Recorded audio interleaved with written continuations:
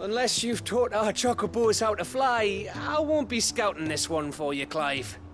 You're on your own, but not alone.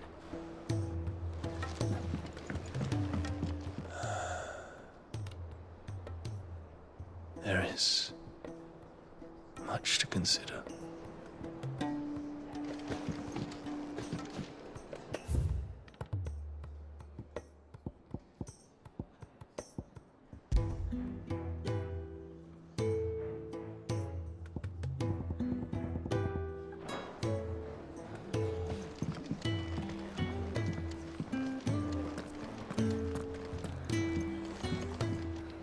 What can I get you, Sid? Well, someone's in a good mood. Drink up, you lot. The next round's on Sid.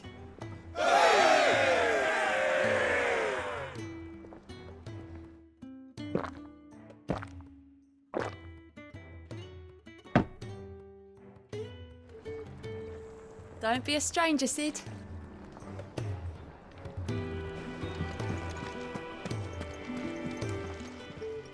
Clive, coin purse weighing you down?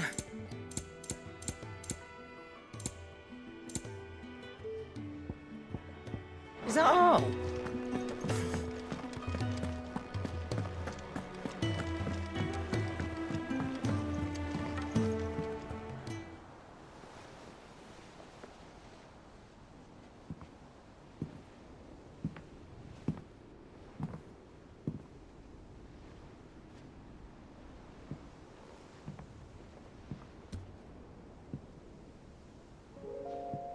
Ultima may have created us, but he doesn't make us who we are.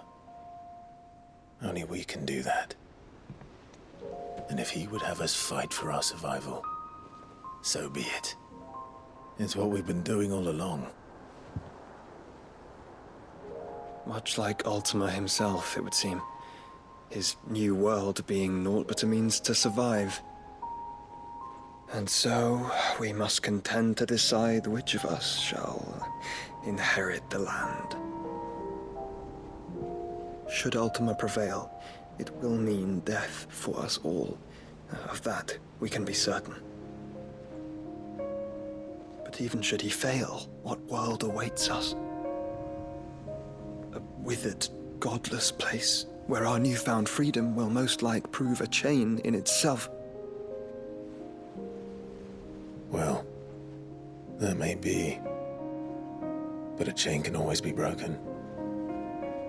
As long as one has the will to break it, it won't be easy. It may take generations, centuries of suffering. And that is if everyone plays their part. But it will happen. And when it does, it will be on our terms. That is the world that awaits us. Indeed. And what better world could one wish for?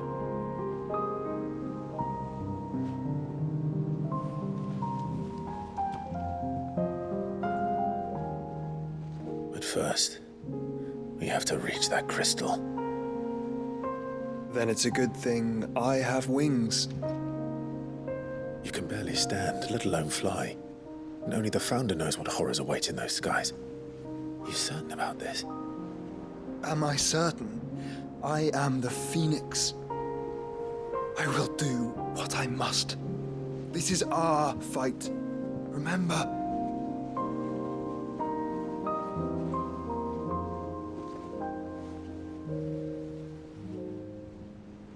All right.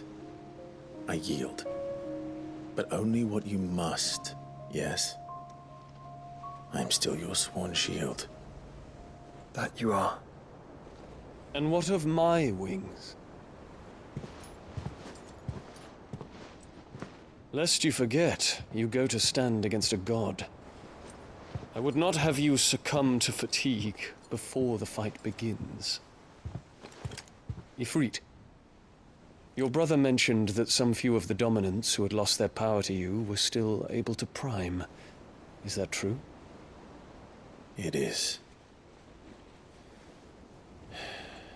but their icons no longer submitted to their will. Then mine will have to be stronger. That you both might save your strength for the battle to come. You don't have to do this. If you do, there's a chance you might lose all you have left. And what have I but regret? My life ended in the Dominion. I fear death no more. Besides, I would have words with Ultima. He has much to answer for.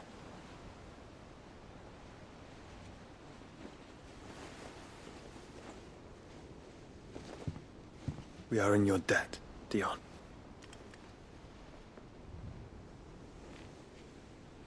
We can speak of debts when this is over.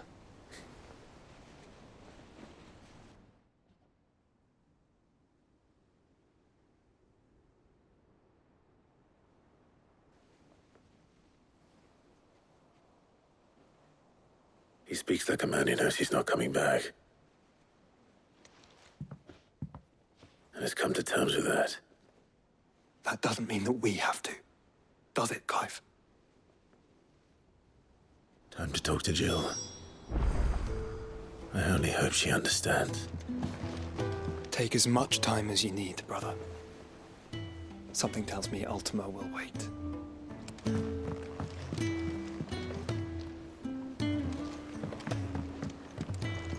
Say your farewells, and let us be gone.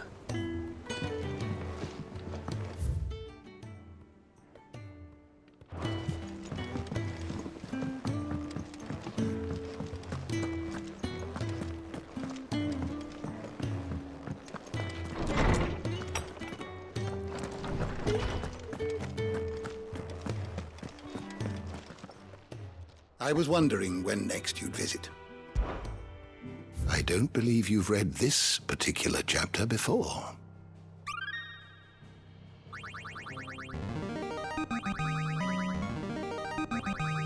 I have quite the find for you today.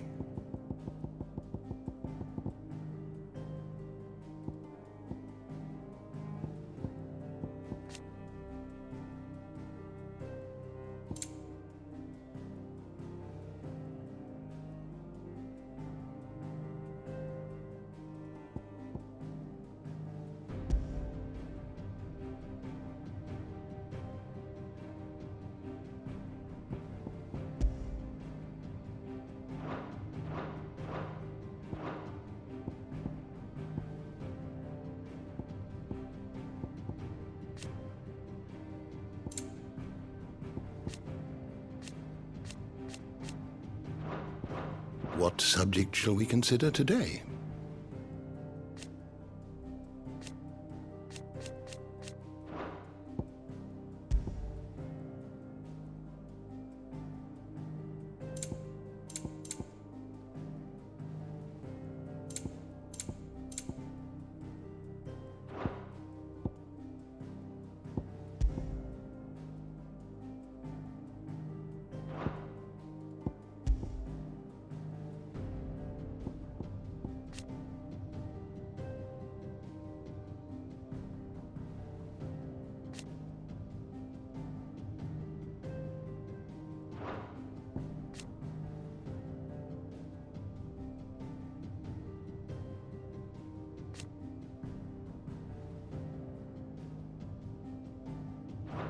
You are always welcome, Clive.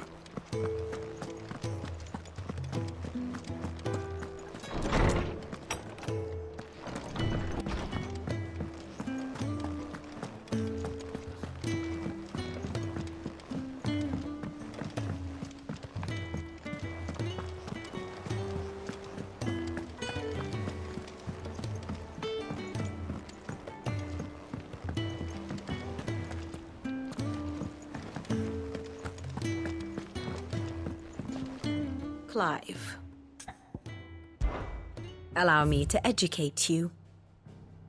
Here's the latest information I have.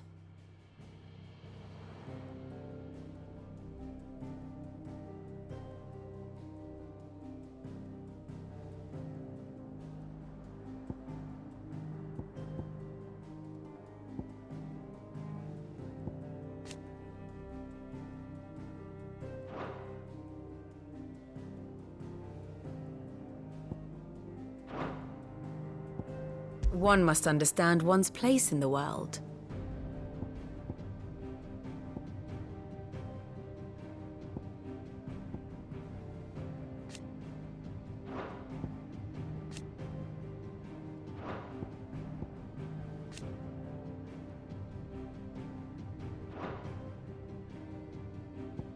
Thus ends today's lesson. Take as long as you need, Clive. Just don't take too long, eh?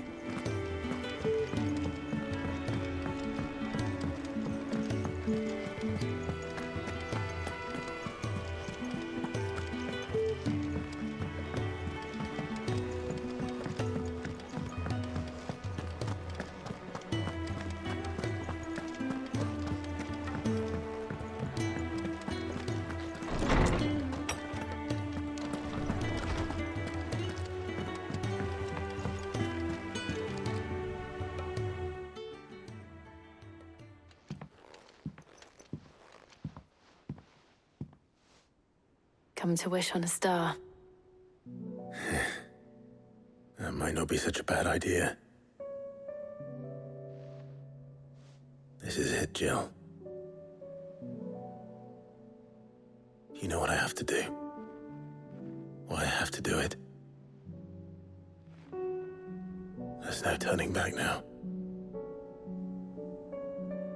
This is where our journey was leading us. Where it will end, for better or worse. I could pray to Metia for you. But you'll be all right, won't you, Clive? You always are. I did promise we'd watch the moon together. I'll be waiting.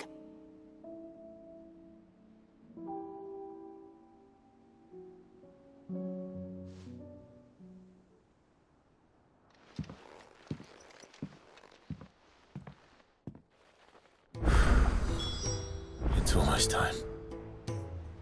Better make sure I haven't forgotten anything.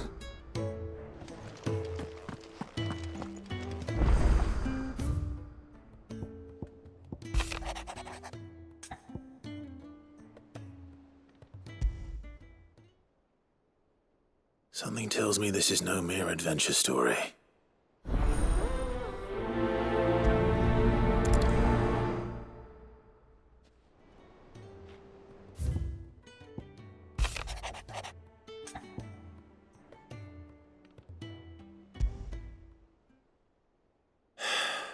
What is it this time, Torgal?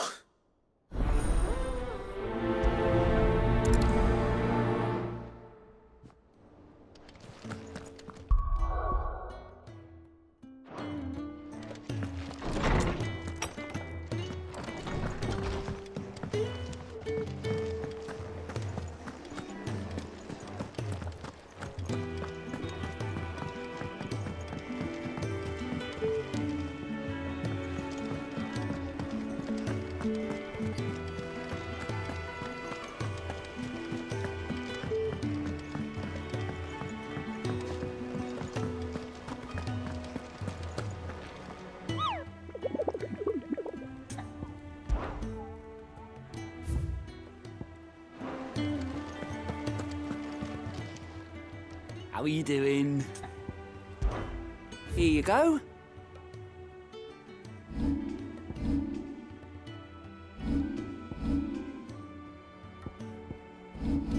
Always something, isn't there?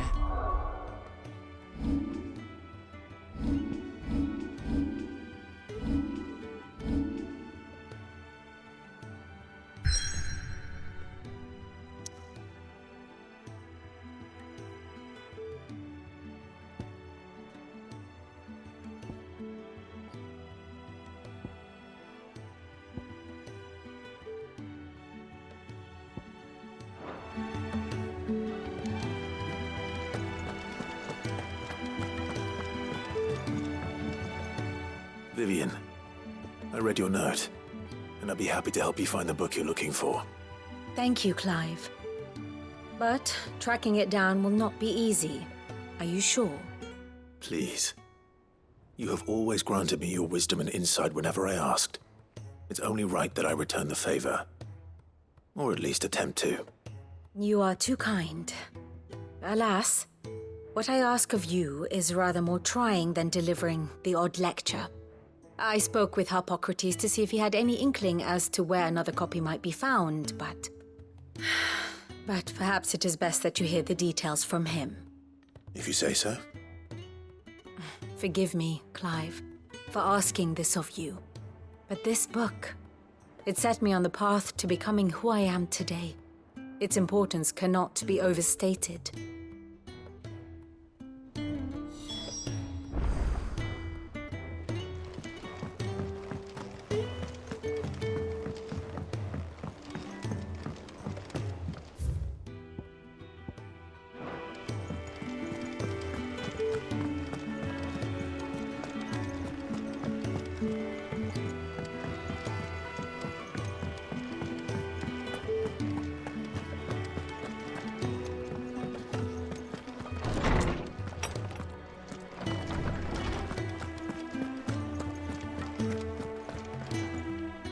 Ah, Clive, my boy.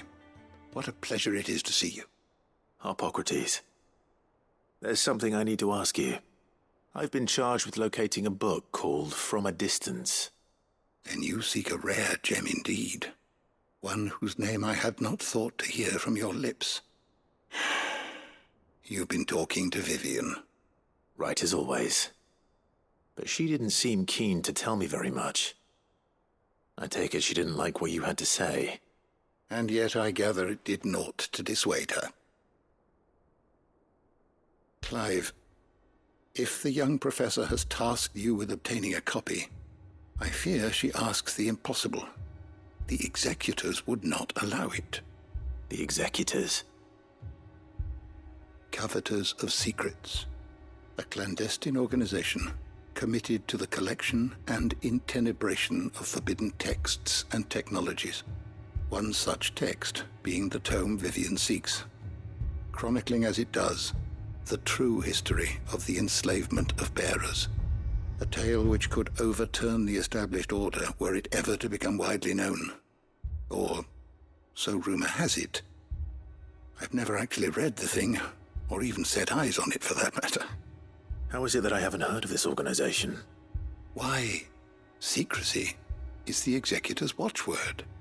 They lurk in the shadows, emerging only to seize that which must be seized, be it books, inventions, or people, before disappearing again, leaving nary a trace. Which would explain why Vivian's copy was snatched from her grasp not long after she found it. By the hand of the executors, yes. But what drives them? Self-interest or ideology? A fine question. Sadly, all that is known of the executors can be recounted in a single breath. You may just as soon ask me of their origins, numbers, or the identities of their leaders. Any answer I give would be pure speculation. Then my hunt was doomed from the first. What was Vivian expecting? That I'd pluck it from thin air? Not from thin air, no. From ash. Rumors of the executors are rife among the scholars of Storm, but rather less so across the strait. I have a friend. Well, I had a friend in the village of Garnick, a collector of rare tomes, upon which subject we would oft correspond. Alas, I have heard naught from him since the skies fell dark. And no doubt he, too, has turned. But, though he did not mention it by name, it is possible that a surviving copy of From a Distance yet rests upon one of his many shelves, quietly awaiting discovery. If you were, by some chance, able to save even a single book from the poor man's library, I know his soul would rest easier. Very well. When I next find myself in Waloed, I'll be sure to pay Garnick a visit.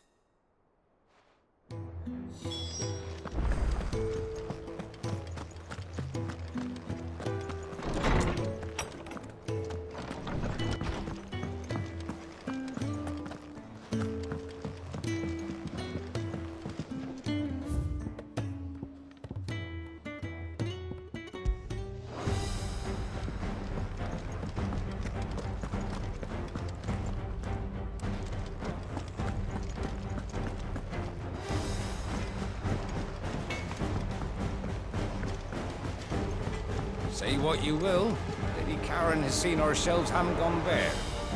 Yes, but how long will it last?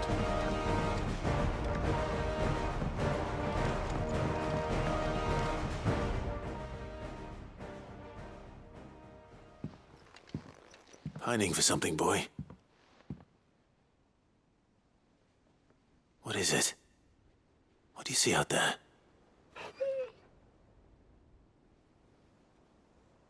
I never did ask where you got that anklet of yours. From Sid, that's why. On the day he brought him home. That long ago? And you're only thinking to ask this now? Sid saw that the pup had a habit of gnawing on his leg, since you ask. Clap that there iron on him to keep him from doing it. What was wrong, boy? Heartache, like as not. Must have been hard on the poor whelp losing his loving masters at such a young age. Doubly hard in being a frost wolf, torn away from his icons and all. Sid would always tell him, you want that iron gone, you find what it is you're looking for. I reckon what he was looking for was you. I'm sorry, Torgal. Sorry for making you wait so long. Let's get that thing off you.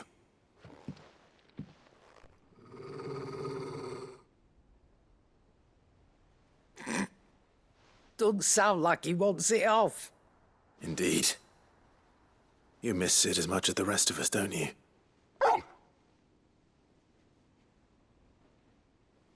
You want me to go with you somewhere?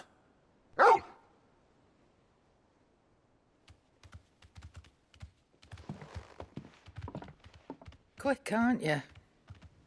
Glad you've been paying attention. Not nearly as much as you have, Lady Karen. Aye, good thing and all. It's not like Gav would have kept him in nuts and rubbed his belly these past 10 summers. Your kindness is appreciated. You've been a good friend to him. Only because he doesn't talk back like the rest of you. Go on now.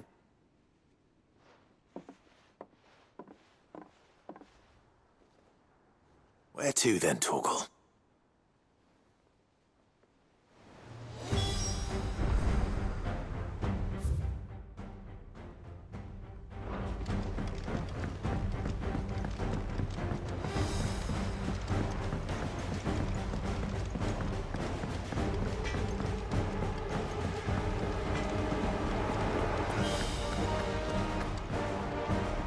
All right, Torgal. Where are you taking me? I'm going to need a little bit more than that, boy. Do you have a better hint for me? Unless... you've already given me one. Back on the rear deck, you were looking west, toward Rosaria.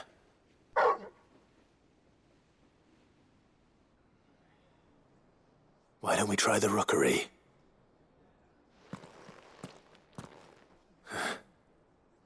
I haven't been to the island in almost 20 years. To Port Isolde, then. Fingers crossed the old mooring is still there.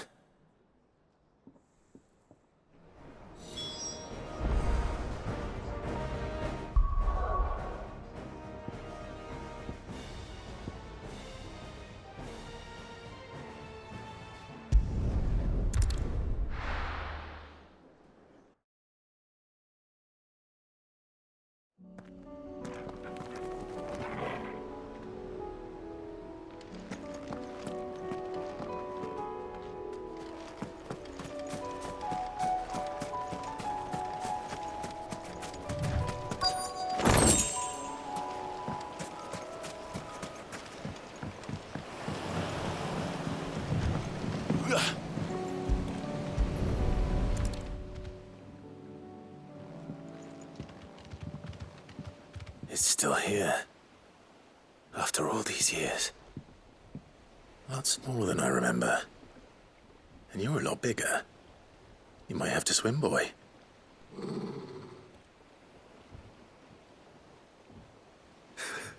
I wasn't being serious.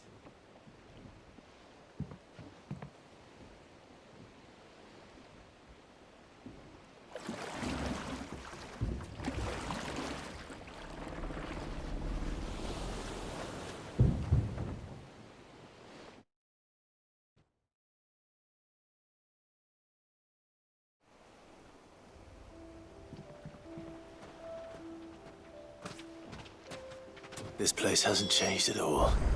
The rookery's right through those trees. Come on.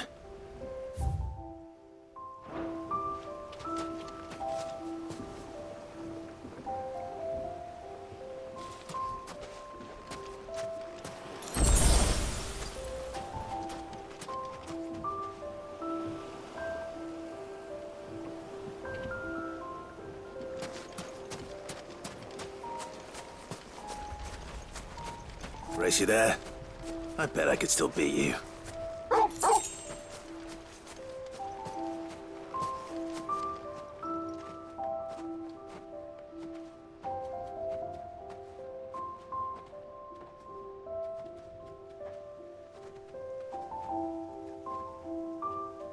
Here we are.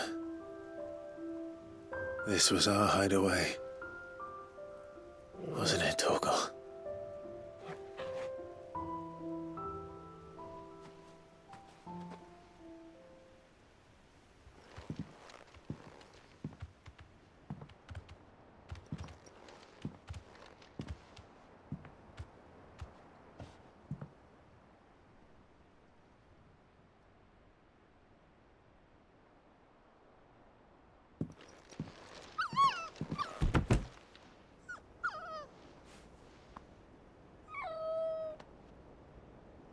Coming here helped me to forget who I was. Or wasn't.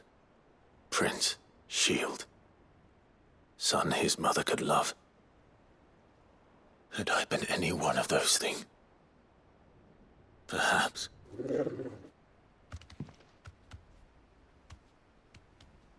What is it, boy?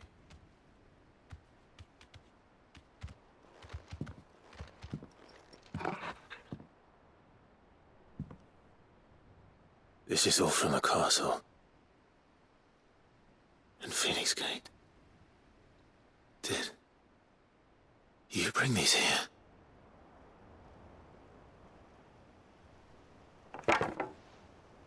My sparring sword.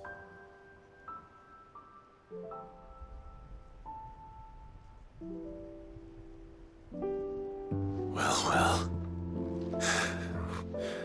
You never stopped looking for me, did you, boy?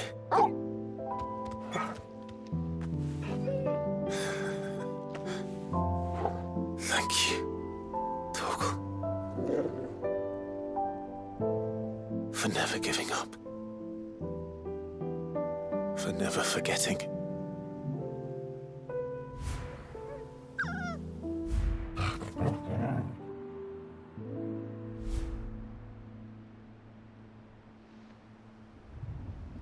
Let's take this with us, shall we?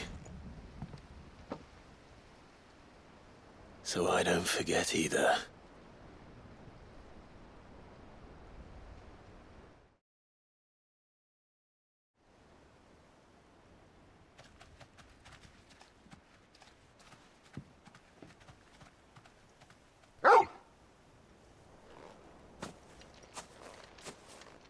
That's not the way back to the boat, Torgal. All right. I'm coming. I think I know where we're going.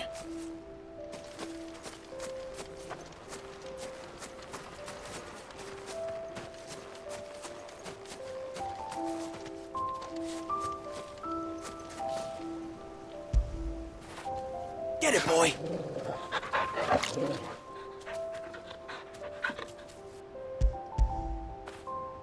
Where would I be without you?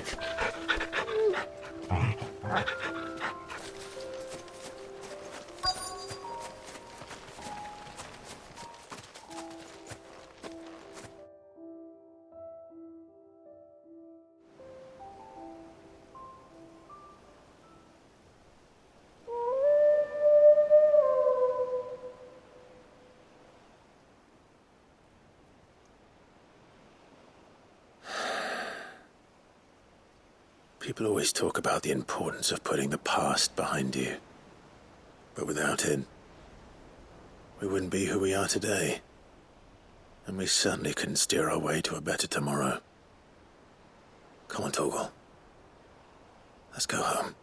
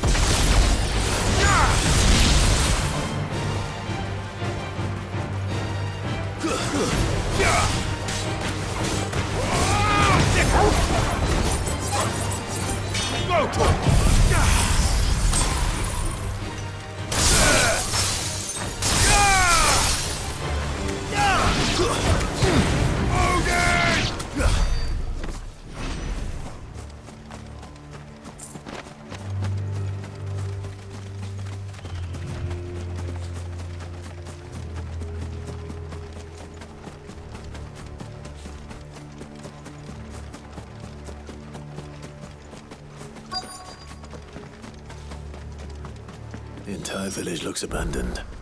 Now, which house would a bookworm live in?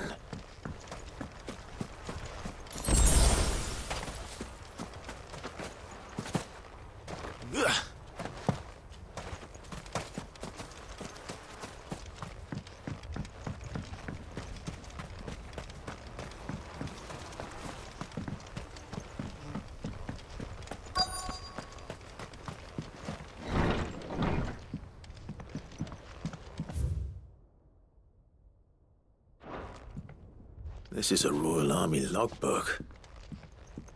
Did he take this from the local barracks?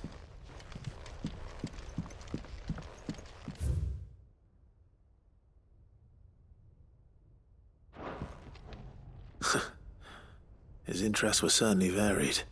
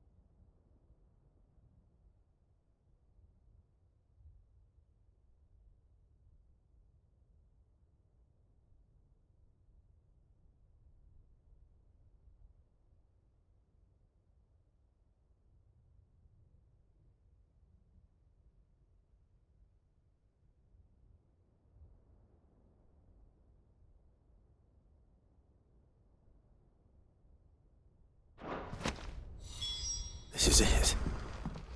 But if what it says is true, I need to get this back to the hideaway.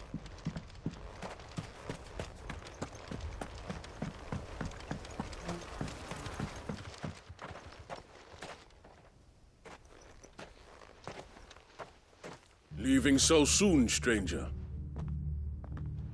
We've been watching you. From a distance, so to speak.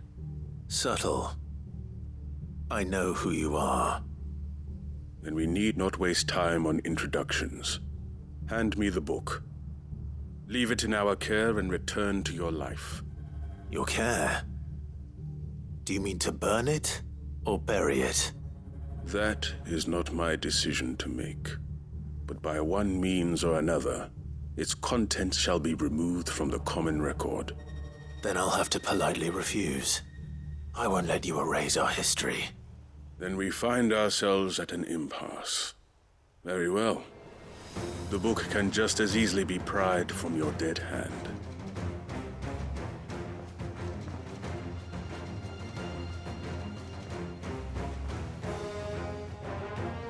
Let's see, shall we?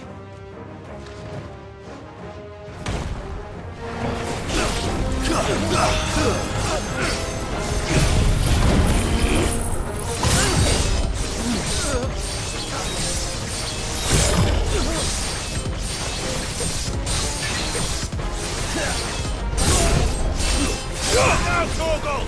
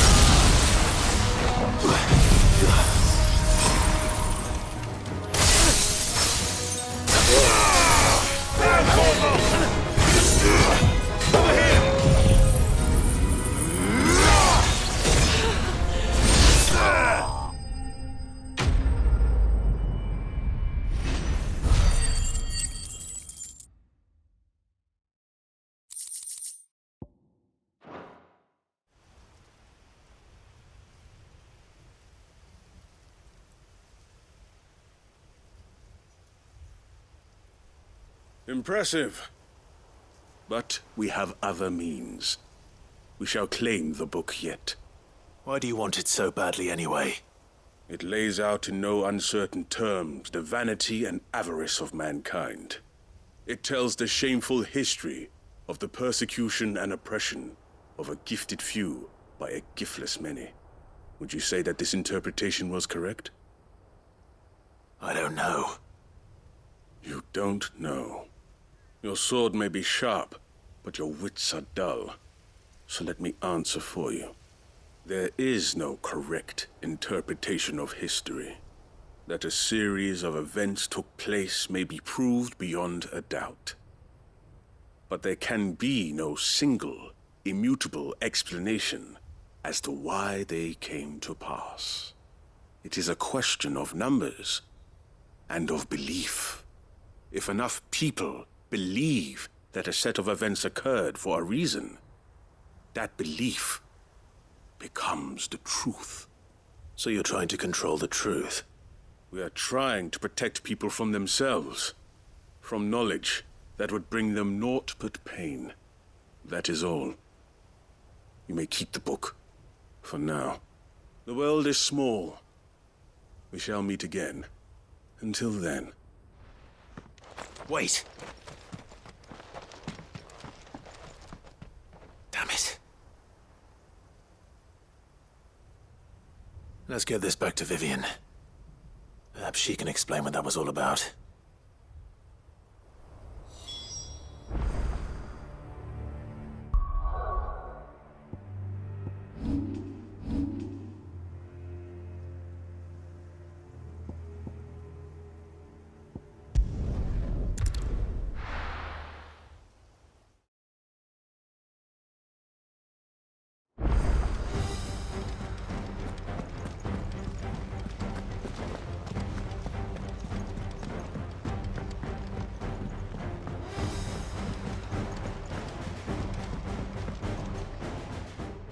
Vivian. I found it. The book you lost.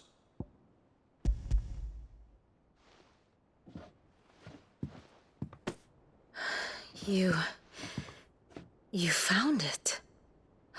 Thank you, Clive. Even though I asked this of you, I was not entirely sure it would be possible. I feared the executors had seized every copy. I met with one of these executors, and I convinced him to let me keep it. He told me something. That the truth is just a matter of collective belief. And that if enough people believe a lie, that lie becomes the truth. It does. But it also means that the truth is not immutable. That it can be changed. Provided that those who wish to change it can convince enough people that their perspective is the correct one. As the sad history of the bearers proves. You said that the book inspired you to become a scholar. It did. Or its author, rather. She was a heretic, you see. A firebrand and a dissenter. A gallows stood ready for her in every corner of the realm. And by shunning society, or perhaps being shunned by it, she stumbled upon a truth so potent that an entire realm trembled at the prospect of its utterance. I, too, have always felt somehow set apart from the world of men. A stranger to my own species. She taught me that my solitude was not a curse, but a gift. And that, though my journey to the truth might be a lonely one, what I found at my destination would be more than worth the cost.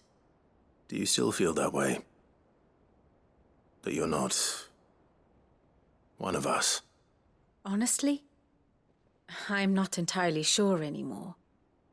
Since coming to the hideaway, I find my thinking somewhat clouded. Perhaps the result of studying mankind from a rather closer perspective than I had intended.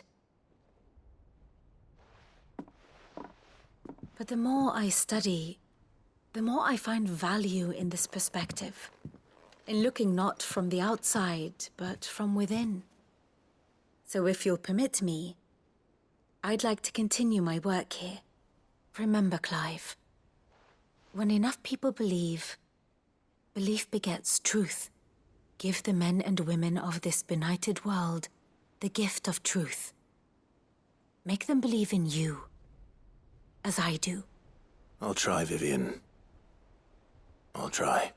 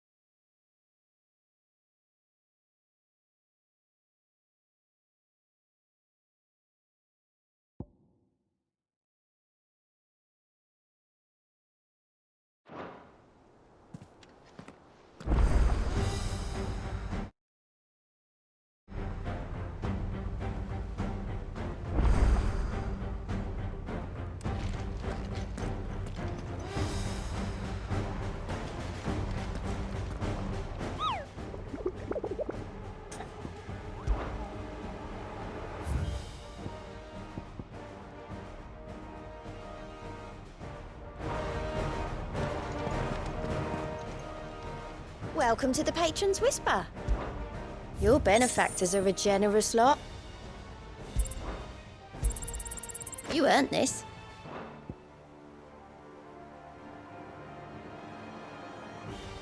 All done?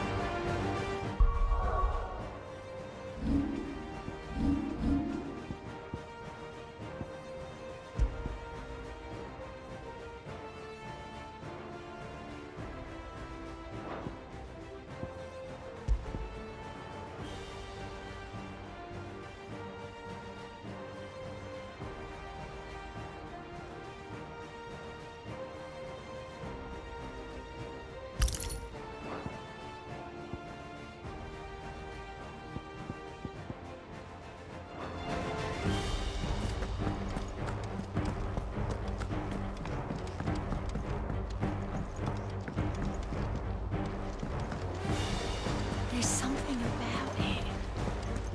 I feel like it's calling to me.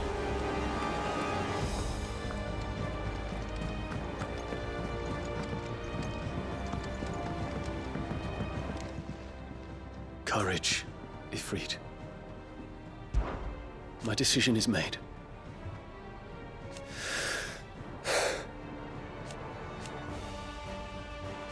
You said it yourself. He must be stopped. He must.